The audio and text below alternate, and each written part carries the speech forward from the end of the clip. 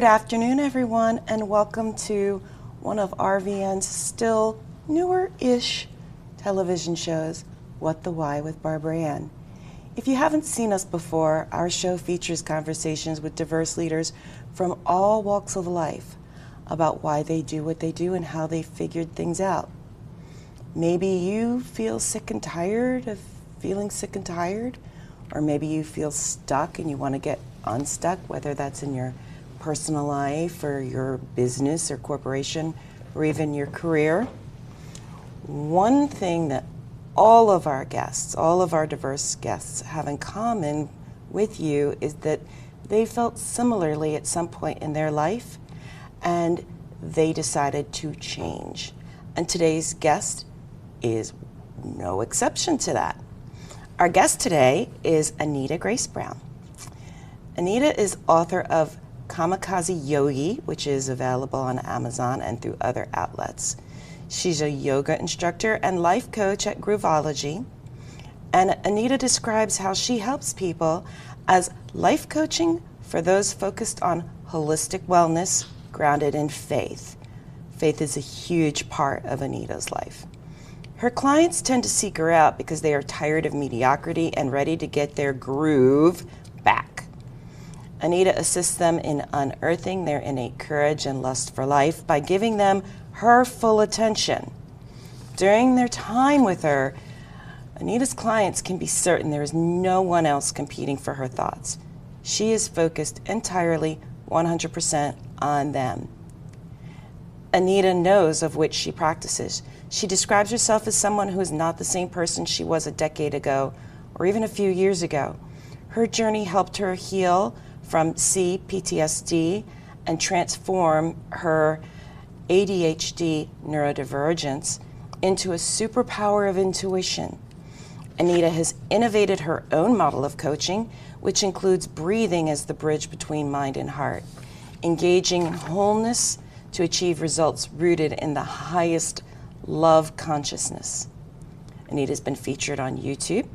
She had a podcast on Apple Podcasts titled It's 5 O'Clock Somewhere for nearly 100 episodes, and they are still available if you want to go and subscribe and watch them. Anita is also a poet at Women's Spiritual Poetry. She studied yoga at Beyond Asana and has been serving as an instructor for 15 plus years. She also studied finance at the University of Delaware.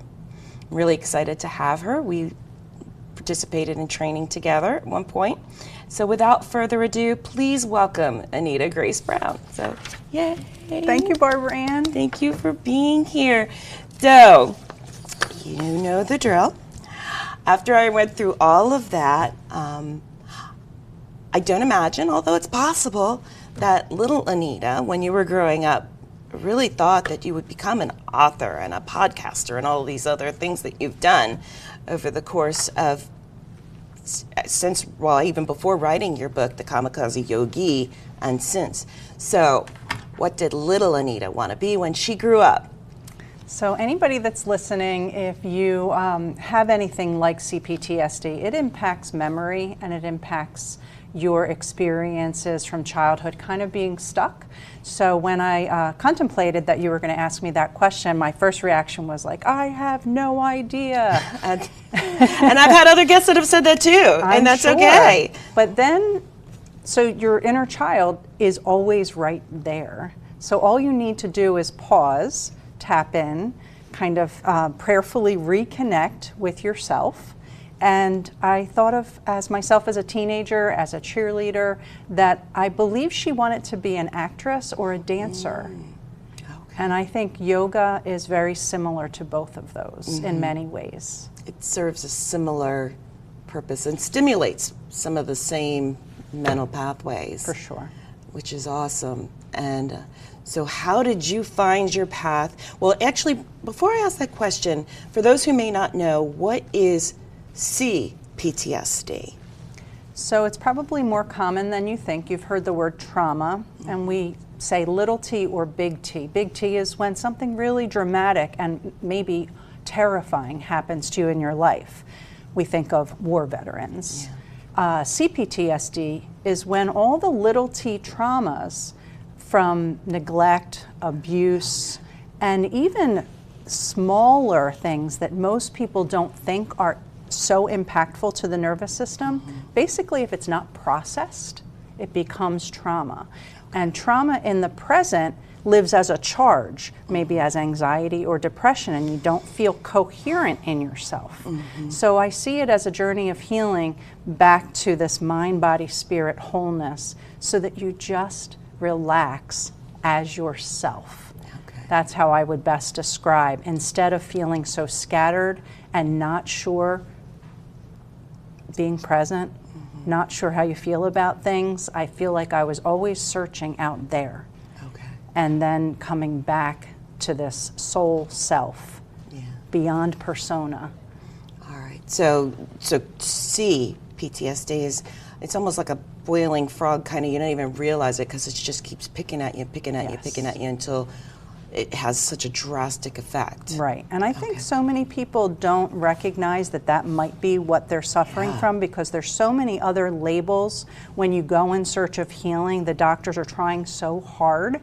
And this has only been in mainstream maybe 10 years. No one ever used that term back in my 40s, over 10, 15 years ago. It was more like, well, you present almost like bipolar at times. You present just like lost, like you're directionless, and your memory is suffering. So all these different symptoms, and then in my body, it was chronic irritable bowel, it was sleeplessness, major moodiness. Okay, which is that mind-body health connection and spirit.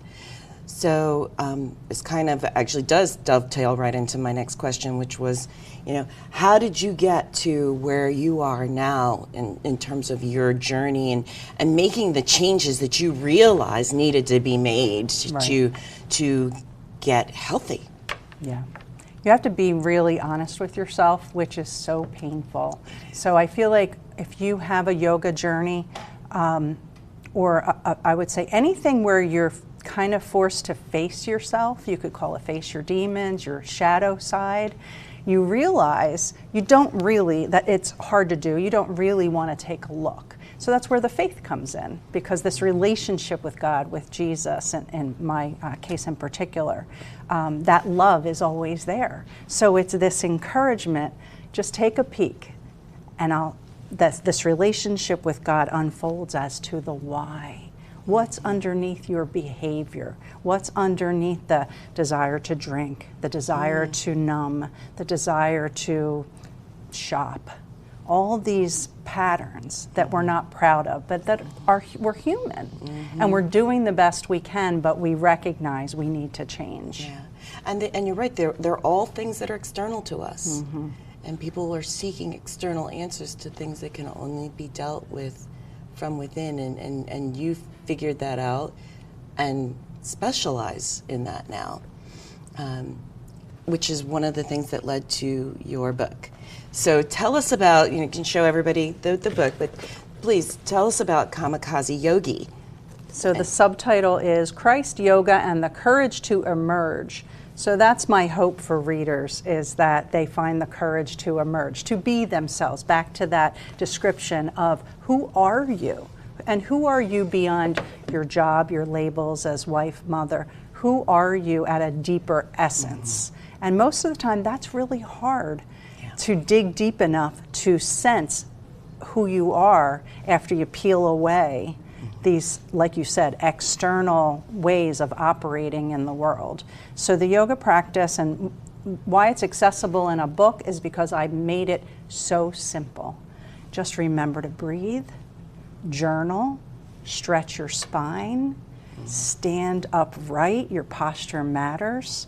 And so if you can think of the yoga as literally just you operating mind, body, spirit more of the time.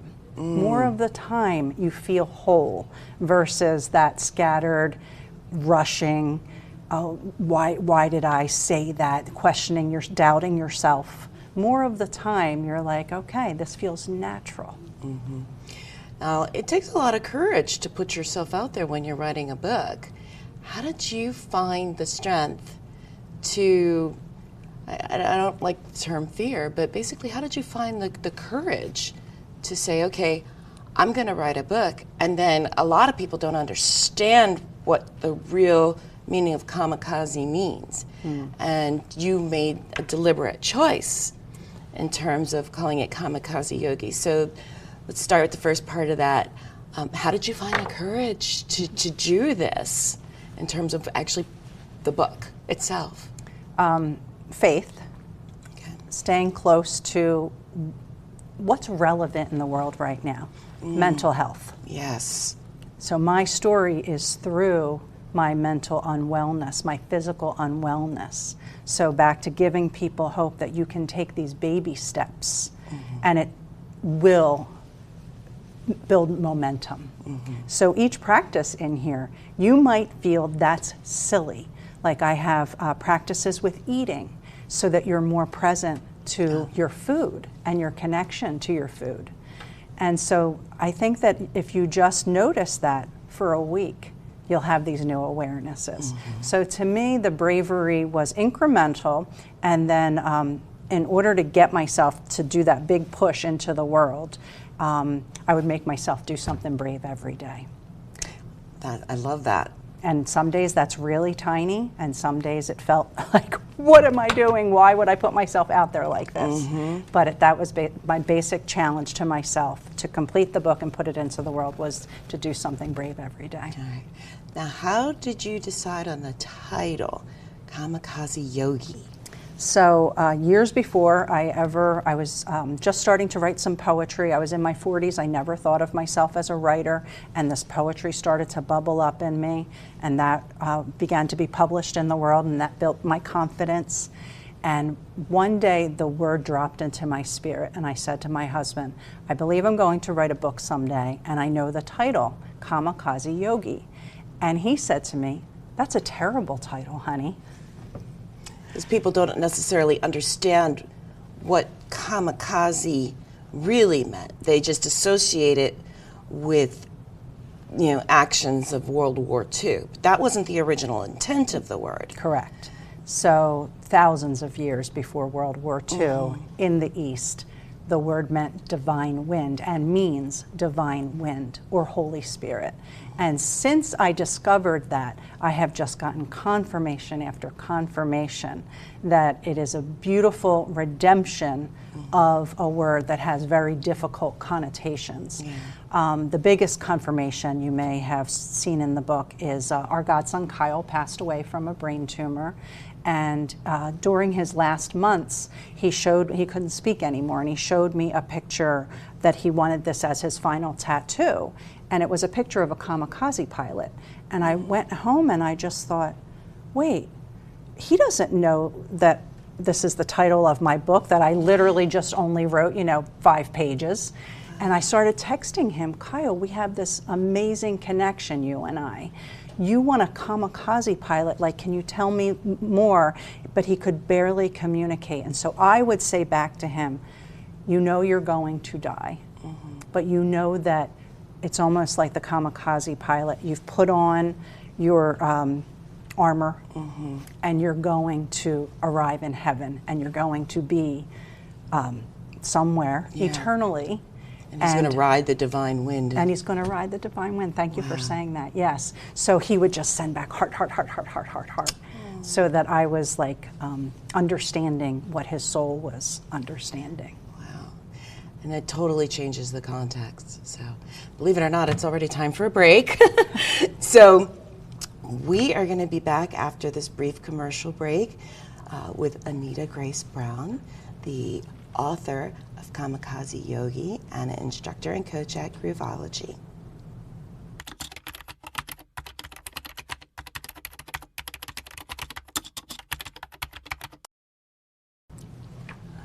Welcome back to What the Why with Barbara Ann and our special guest today, Anita Grace Brown, who is the author of the Kamikaze Yogi, and she is also a yoga instructor and life coach at Groovology. And right before the break, we were talking about what the real meaning of kamikaze actually means, which is divine wind or the Holy Spirit. and how she was inspired to choose that title and even reaffirmed through other things. And so suffice to say that spirituality is a huge part, specifically your walk with God and Christ. So how do you infuse that into your yoga practice? Because there's a lot of people out there who are Christian who actually have these misconceptions that yoga and Christianity don't mix, when in reality they're very, I don't know what the word I'm looking at, synergistic, for lack of better words. They are. I use the word mystic sometimes. It might be on my website somewhere. People ask me, what does it mean to be a mystic? And that description changes day to day. But one I heard this week was someone who begins again. Oh. And guess what I say to my yoga students? Literally every few minutes, we begin again.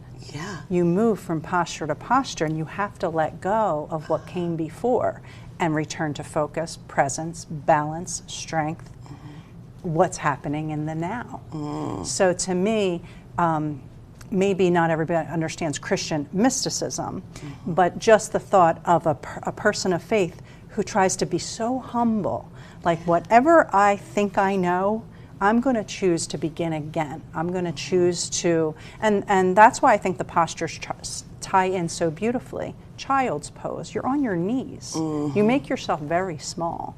So to me, it's a return to the body, a return to grounding, settledness, and making yourself small. And then God's plan, God's will, you little by little get inklings of the next step. And you can say, I mean, literally from a coaching perspective, you know, right now can always be the beginning of the rest of your life. That's right. Yeah. Someone else recently said the here and now always arrives on time, and so yes, like this conversation is the beginning of something new, even for me, and the things I get to learn talking to you and my guests. So one of the things we talked about was, you know, of course, on every journey there's a series of learnings, and my guests and you have heard me say before, you know, there's no such thing as failures. Failure is a first attempt in learning. So I'm not a big fan even of the word, but what would you say was your, whether you want to call it failure or learning opportunity, was your biggest experience? I think that's a hugely important question, because we do want to reframe what we call failure. And when I felt called, and literally called by God, to become a yoga teacher, because I was practicing, I was teaching in my basement, I was volunteering, and I was playing very small. And people everywhere would say to me, you're really good at this, but you didn't go get the 200-hour training. What's holding you back? Okay. Fear. So in order to move through that fear, I called a studio Beyond Asana, and I said, I think I'd like to join your class, but guess what? I'm going to fail. Those words came out of my mouth. Wow.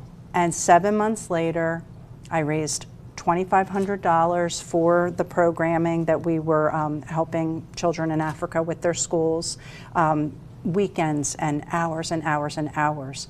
And ultimately, I took the written exam, and my two teachers said to me, you're already a good yoga teacher, and you're going to be great, but you failed the written exam. Okay. And I went into the bathroom, laid on the floor, and just had one of those mini breakdowns, because I saw it coming.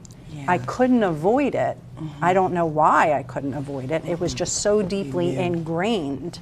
Something in me knew, don't even try this because you will fail. But I did try it, but then I still failed. Well, thank goodness they gave me a second chance, and I failed a second time. Okay. And then they said, we're done with you. That was very disrespectful that you failed this exam the second time.